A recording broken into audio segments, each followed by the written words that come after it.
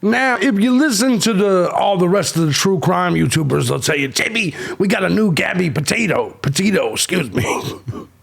Y'all gonna talk so much shit about that. But either way, they say we got a new GABBY Petito.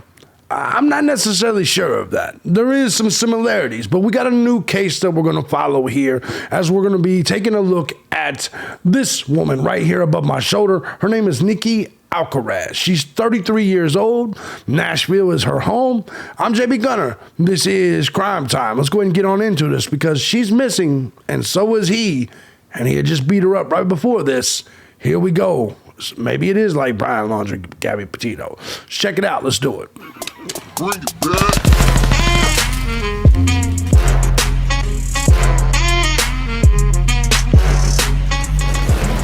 Good morning, everybody. As you guys know, I'm JB Gunner, and this is Crime Time. Before we get started with this case, because this is going to be a new one, and it's something that we'll follow until she's either found or till the case is over, I'll give you my takes on this like I do every other story in the very beginning. Before we do, though, I want to say first and foremost, thank you to everybody that supports the channel. Regardless of the method you choose, whether it's Cash App, Patreon, Venmo, PayPal, hell, you can even support my other channels. Either way, if you're watching, I want to say thank you very much to the Gun Squad. Appreciate every last one of you. If you too find my content valuable, feel free to hit the links down below. Show some love. Support the channel today. Guys, while you're down there, you can also find some of my other channels, my live stream channel, my news channel, politics channel, my gaming channel, all of that stuff. I put in plenty of work, plenty of content all over the place.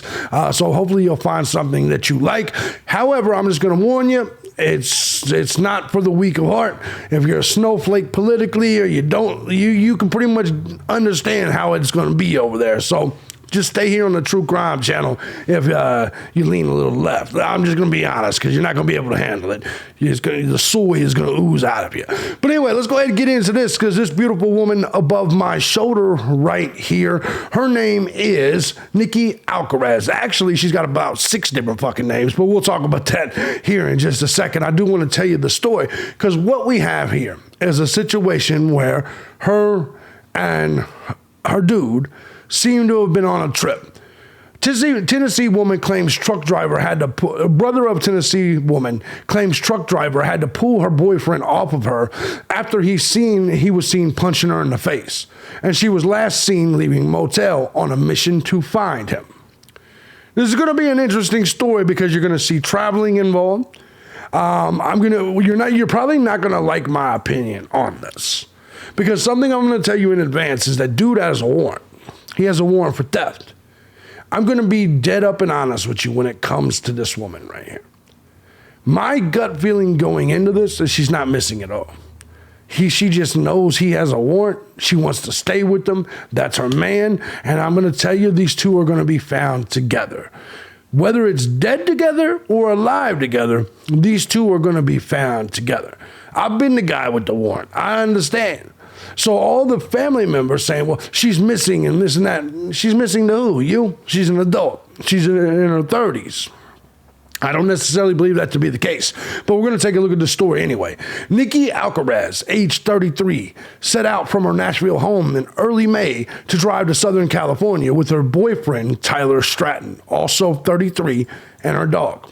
On May 4th, a passing truck driver saw Alcaraz and Stratton fighting and called the police. Neither wanted to press charges despite Alcaraz's black eye. A friend alerted by family came to New Mexico to meet Alcaraz, but she wanted to reunite with Stratton on May 6th. She went to find him, and now both have vanished. And it makes sense. Now, here's the thing about this black eye thing, okay? Now, that's the couple right there. You see the couple right there. Now, I got to admit, he looks goofy. See, all you motherfuckers like to say Brian Kohlberger looks nuts. No, to me, that guy looks nuts. Like, I would believe he did all the things he's being accused of, including theft, including beating this woman up. He looks like the type of motherfucker that would do it, just to be perfectly honest. And I know what you're going to say. Criminals don't have a certain look. You know what I'm saying? So you're telling me if you see a dude with his hat cocked and gold teeth and chains and pants sagging off his ass, you don't immediately think gangster or thug? Come on, man. Be honest with yourself. Be honest with yourself. Now let's go ahead and move on here. Let's go ahead and move on with this. Because I want to say this. I struggle believing This picture is from the, see, everybody's talking about how he beat her up. I don't believe this image is from that day. I believe she probably already looked like that. Have any of you guys ever been in a fight? Have any of you guys ever actually been in a domestic situation? That the bruises, that type of bruising and that type of black eye does not form immediately after the actions happen. That shit that's been there for a second. So the funny thing about it is them pulling him off, him off of her. He's probably been doing this because none of those bruises look immediately like, you got to understand, if the cops came at that very moment, that shit wouldn't have looked like that, in my opinion. That's bruising that's started to, they're like, to me, that's bruising that sat for a minute and started to darken. Same thing with the arm. I don't know about you guys. I'll let you guys tell me. But to me, for it to be that exact moment, it seems too soon for it to be that dark of bruises. I feel like she probably already had this going into the trip. I could be completely wrong. But I'm just, from my own experience, that just doesn't seem right. Her name is Nikki Alcaraz. She was last seen on May 6th in Moriarty, New Mexico. 2 days before, she was in an alleged violent dispute with her boyfriend, Tyler Stratton, age 33, as they were traveling. The pair set out on a road trip from Nashville to Southern California in her black Jeep Wrangler with her dog. Now, Alcaraz, Stratton, the dog, and vehicle are all missing, and relatives are concerned. There's no evidence they are dead, but the family of Alcaraz say it's highly unusual for her to vanish.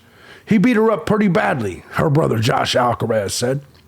A truck driver had to pull him off of her, call the police. The police picked him up, took him a couple exits down, and dropped him off. Now, you saw what happened with the Moab Police Department and the Gabby Petito case. I believe they got sued like a motherfucker. Here's the truth. The police took that photo right there of her all blacked up. Like, the police took this photo. There's an eyewitness. He's on top of her punching her. You get there. Now, I get it. Nobody wanted to press charges and things may be different in New Mexico. But I don't understand how you just took him off. Because I know what they probably did. They probably took him to a hotel and dropped him off a couple exits apart. And basically they were trying to split him up. The same thing happened with Gabby Petito and Brian Laundrie in Moab, Utah, before they got to Grand Teton National Park or wherever the fuck they went, right? So ultimately, what you have here is, if this is a murder, once again, I think you have to blame it on the cops. Now, don't get me wrong. I think that if a domestic dispute is happening, I don't think you should take people in typically if both people don't want to press charges. But when you see clear evidence of an ass whooping, which that is, and I think a police officer should be experienced enough to say, this shit looks like it might have happened a couple days ago, or yesterday, or the day before. So I would ask questions. They took a picture for a reason. When you take a picture of clear evidence of a fucking abusive situation, then I don't understand how. Maybe it's just because the states that I'm in, I've always been in, they take you both to jail. I just don't understand this personally. Now, they both hurt each other. Like, he had scratches apparently on him. Same thing with Brian Laundrie. And I think in those type of situations, maybe because you should consider it mutual combat. Like, I don't know if New Mexico is a mutual combat state or anything like that. But in my honest opinion, if that is the case, I think maybe you don't press charges because to me, domestic battery, most domestic batteries are mutual combat. I know a lot of you guys are going to say, no, it's not. No, it's not. I disagree. Most of them are mutual combat. I understand most of you think it's just some dude abusing a woman. But I'm going to be honest, I've had domestic issues in my past, and every single time was a chick hitting me and me fighting back. When I say every single time, it's not like there's 10,000 of them. But you get my point, right? And so, but I was also raised, if a woman puts her hands on you, you defend yourself at all costs. And many of you women know what I'm talking about. You were raised, if you put yourself in the position of a man, then you're going to get you see what I'm saying? So I believe that most domestic situations are mutual combat between two adults arguing and then eventually fighting. Now, most of you men out there, you could take a position, well, I would never hit a woman ever, even if she hit me. And hell, that's commendable. But I like to survive. I know a woman will kill your motherfucking ass. So I'm just letting you know right off the jump, don't put your hands on me. I don't care if you're a woman, man, dog, cat. I don't give a fuck. Old woman, I don't give a shit what you are. Don't put your fucking hands on me. That's just my position. Now, you guys may have a different position. That's on you motherfuckers. But let's get back to this situation. Let's get back to the story. The fact that the police dropped him off a couple exits down, that kind of makes me a little uneasy because let's call it what it is. These are big bruises. This is an ass whooping. This is an ass whooping. I would need to know what kind. I mean, if they both, however, say they don't want to press charges, as a cop, what do you do? What do you do? What do you do in that situation? After the attack, Alcaraz called her sister and a friend in New Mexico, came to meet her and stay the night in a motel with her. Now, I'm curious to know, was that friend that came and stayed with her in a hotel, was that a dude or a chick? Because that matters for the rest of the story. If we find out that it was some dude that came and stayed with her in a hotel, then it's very possible that my man right here murdered her. Because that's something, a dude ain't really going to be cool with that. I mean, you my girl, and then we fight, and all of a sudden you got your dude friend in a hotel. You got to remember, I don't believe in platonic friendships. I don't believe in platonic relationships. To me, that's because every chick that I've ever been friends with, I fucked. I'm just being dead honest. And I think most of you guys understand that. I get it. There's some older people that say we can do it. Yeah, it's because no one wants to fuck you. You know what I'm saying? But most younger people will tell you, nah, it's not that easy. It's not, so at least one of the two people want to fuck. So I'm not a big believer in platonic relationships. The friend intended to continue the road trip with Alcaraz, but she wanted to try and find Stratton, who had not been seen since he was separated from Alcaraz. Alcaraz left the Super 8 motel in Moriarty, a town about 40 miles east of Albuquerque, around 7 a.m. on May 6th, and has not been seen since. We'll look at that timeline in just a second. Neither wanted to press charges. He strangled her talking about Brian Laundrie. The case bears eerie parallels to the 2021 disappearance of Gabby Petito, who was interviewed by police after passerby. Neither wanted to press charges. He strangled her to death not long after, before taking his own life. And see, this is where I think separation probably, you have two adults fighting. Make no mistake about it, Gabby Petito hit Brian Laundrie. I don't hold none of that shit against him. This situation, I don't know who was hitting who. I don't really know what the deal was. But make no mistake about it, Gabby Petito admitted herself she put her hands on Brian Laundrie. Now, once again, and I said this even back then, to me, it wasn't premeditated murder. To me, the whole Brian Laundrie Gabby Petito case reeked heavily of two motherfuckers on the road. Tensions are running high. They're arguing. They're fighting. Maybe he smacked the shit out of her and she fell down and hit her head on a rock and fucking, I don't know. They say he strangled her, so maybe, I have no clue. But in rageful situations, when you're fighting another human being, another adult, I stay away from shit like that because I understand that rage in those moments can be through the roof. And this is why I say, man, this is why me at my age no more, I don't argue with women. I won't argue with women because I'm not put myself in that position. The minute a woman gets lippy or argues with me, you got to get out of my house.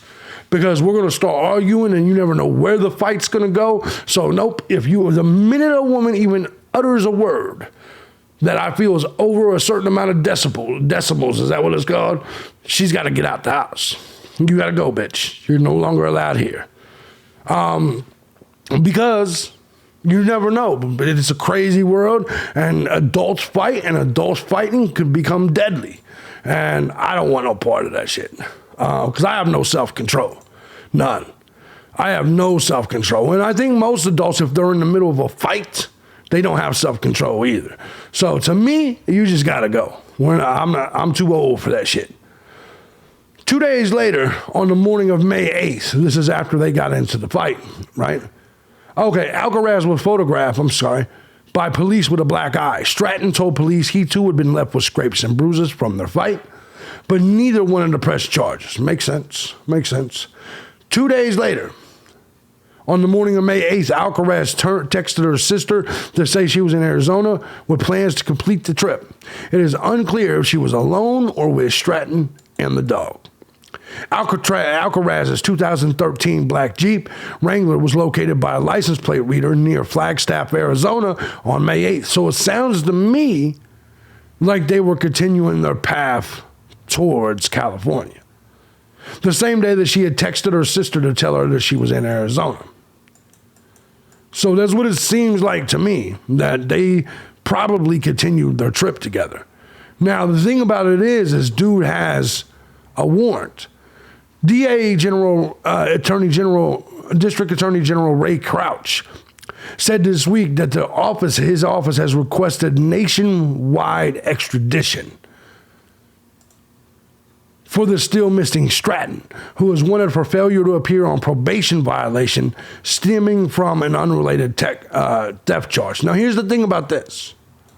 Here's the thing about the probation violation. Most people know that if you violate probation, you then got to go do the time your suspended time that you were put on probation for. So I see why he's running, and now there's this image of this right here. So more than likely, these two are running together, and they're like, he doesn't want to turn himself in. He's got a warrant. Plus, there's this image now. They're probably scared to death. So they've probably just been chilling for a couple of weeks out. Now, could this have turned deadly? I'll tell you what I honestly think this is probably going to be. These two are probably off in the woods somewhere. The forest, campgrounds, hiking, things like this. I remember I had a warrant for 4.5 years, and all you got to do is lay low. And you're just fine. And now, here's the thing, though. If these two do got a volatile relationship, the truth of this is it'll eventually explode again, and he'll be caught, she'll be caught. But in my honest opinion, because he has the theft warrant, the probation violation warrant, she doesn't want him to go to jail. In my opinion, right now, my gut feeling is that these two are together alive currently right now. So they was traveling from Orange County, California with the dog. They were involved in a domestic violence incident in New Mexico. These are things about the case. They did not, here's the weird thing. Alcaraz and Tyler Stratton did not post about each other on their public Facebook post. Here's the weird thing about this. Her name was Nikki Cunningham. I'm wondering, she married Evan Cunningham in 2019. I'm curious if, and I say this because in 2000, well, let me say this. In 2015, I met a chick that was married. We got together. She was cheating on her husband. And so when I left to go to the Appalachian Trail for the first time, she actually came out there with me. I'm wondering if this Cunningham thing is for a reason. They didn't post of each other on Facebook. People do that because they don't want people to know that you're with somebody. That's usually the reason that type of shit happens. Now, Tyler Stratton is wanted on an arrest warrant for theft in Tennessee. I'm curious, and I know you guys may or may not agree with me on this, but I'm curious if she was maybe cheating on her husband with him and she's running away with him. I've been in that exact same situation before. So you guys know I was right. See, remember the what you would call it case where I was completely right about the chick that got chopped up and shit by her husband. It was really recent. Remember how I said that it seems to me like she was taking business trips and probably cheating on her husband, and we later found out that she was?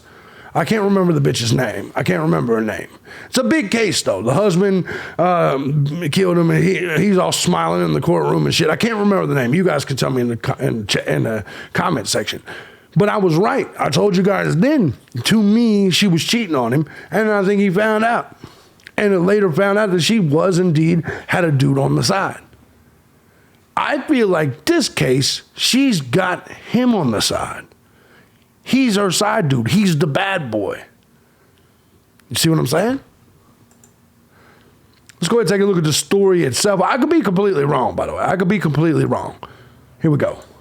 It's a story with some eerie similarities to the high-profile Gabby Petito case. A Cheatham County family desperate to find their loved one missing for several weeks, now known to be traveling across the country with her boyfriend, wanted out of Cheatham County.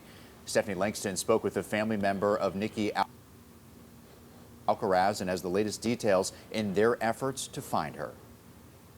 I don't know what to do anymore. The family of 33-year-old Nikki Alcaraz, who is also known as Nikki Cunningham, feels as though they have exhausted their search efforts. I talk to her, almost every day. So I am scared, something happened to them. It's been nearly 3 weeks since Tony Alcaraz last talked with her sister, who had set out in her black Jeep with her boyfriend Tyler Stratton and a dog to visit family in Orange County, California. It's a trip she's done hundreds of times. Our uncle is still in Southern California, and she goes to see him often. But in New Mexico, the couple got into a fight, according to a May 4th Torrance County Sheriff's Office report. A witness saw Tyler punch Nikki in the face. The report goes on to say Tyler claimed he was also hit with blood coming from his mouth and nose. However, pressed charges. He was beat up too then. And were given rides, with Nikki dropped off in Moriarty, where she called her sister. She was crying and upset. Her eye was already turning black, and you could tell she was beat up pretty bad. Tony wishes police would have arrested both of them, saying then maybe the couple wouldn't be missing today. And I just feel like maybe the correct steps weren't necessarily taken. Tony says shortly after the fight, a family friend drove to New Mexico where he met up with Nikki. That morning when they were supposed to leave, she... Bam! Did I call it or did I call it? Did I call it or did I call it? It was a dude that went to meet up with her and stay the night with her in the hotel. Yeah, she's dead as fuck. She's dead as fuck. They're both dead. This case is probably going to end up being a murder-suicide, if you ask me. Did I call that shit? Oh, my God. So that was really what it... So she had a dude come drive and stay with her in the hotel in New Mexico. And then she went to go meet up with him. After all that, they got in this domestic dispute, and then she had another dude sleep in the hotel with her. No, God, no. Nope, she's dead. Told him that she had to go back and find Tyler because she had a bad feeling. And so he left without her. Tony believes that friend was the last person to see her sister on Saturday, May 6th. Nikki did, however, communicate with Tony via text 2 days later, saying she was in Arizona with plans to complete the trip to California. And then I didn't hear anything else after that Monday morning. While her phone now appears to be out of service, the family fears the worst. I don't think she is, dead out there somewhere, but it's all possibilities at this point. Now, of course, she says she's praying that that's not the case, adding that Nikki does have 2 children here in Cheatham County. The family filed a missing persons report in New Mexico where Nikki was last seen. But tell me, 2 children? Plate reader picked up her Jeep near Flagstaff, Arizona. She's dead. On May 9th, and that's the last they've heard. The Cheatham County District Attorney General tells me his office has requested nationwide extradition on Nikki's boyfriend, Tyler Stratton. There is a warrant for his arrest for failure to appear on a probation violation that stems from a theft charge. Nope. She's a goner. She is, yeah. There's no doubt in my mind now. Look, man, she has 2 children at home. She might have just ran off with him. I think her intentions was to do this trip. She's got 2 children at home. This was almost an entire month ago, on May 6th and 8th. And May 8th was the last time she was heard from. She let a dude come stay in the hotel with her. She's a goner, man. She's a fucking goner. Initially, I didn't think so, but now that I know that she had a dude, nah, she's a goner. Because this dude was already beating her up. Then you let another dick sleep in the hotel with you, she's out of there. Out of there. 100%. Let me know what you guys think, though. We're going to start this case. I think it's going to end with a murder-suicide. I think 100% this is going to end in a murder-suicide. What do you guys think? Let me know. I'm JB Gunner. This is Crime Time. Let me know what you think. If you guys like what I do here and you find my content valuable, feel free to hit the links down below. Show your boys some love. I got another story coming for you later. We're doing 2 brand new stories today. No Brian Koberger today. No Brian Koberger. See you guys in the next one. Peace out.